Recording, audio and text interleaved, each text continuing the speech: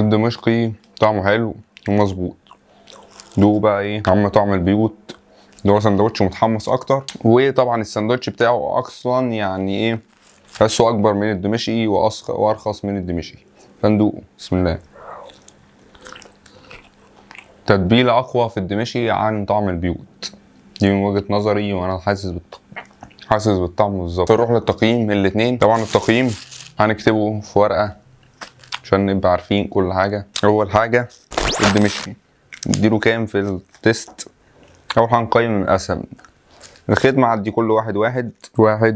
الباكجينج عديله كل واحد ماشي. السعر ده طبعا السعر مش في ده 80 وده 65، يعني فرق كام 15 جنيه، مش حاجة جامدة. فالسعر مثلا عدي 3 لطعم البيوت وادي الدمشقي، لان طعم البيوت برضو اكبر يعني في السعر، ممكن يشبع اكتر. بخلي مثلا الدمشقي 2. طعم مش عارف، ده حاسه في انتخابات الجردل والكنكة والجردل. اما الدمشقي عديله 5 من 6. عدي طعم البيوت للأسف اديله 3 من 6. كده مجموع السندوتش 3 6 7 8. اخد 8 من 11 والدمشقي اخد 9 من 11. ده التقييم. كده الدمشقي فاز بهدف واحد، والدمشقي كده ده اول انتصار في الماتشات. الدمشقي فاز بهدف واحد، ده اول ماتش. ندخل على اللي بعده، لفاح وسداد. تعالى يا سداد. سداد معانا اهو.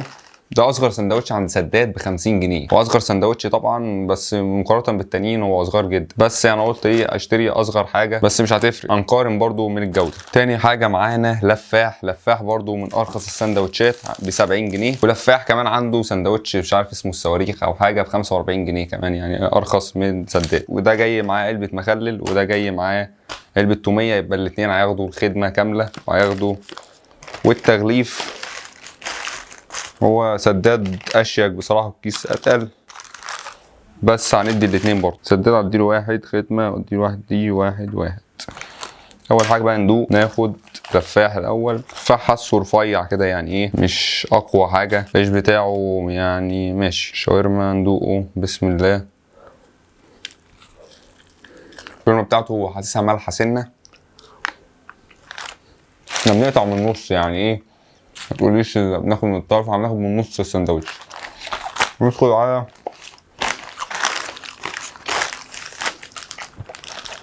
سداد.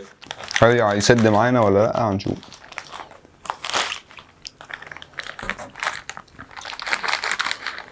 بس سداد 50 جنيه في بطاطس، وعنده سداد عروض بصراحه اللي هي عاملها ديت، بس السندوتش بيبقى فيه بطاطس كمان، بتبقى نسبه الشاورما قليله شويه. بس هندوق من الله.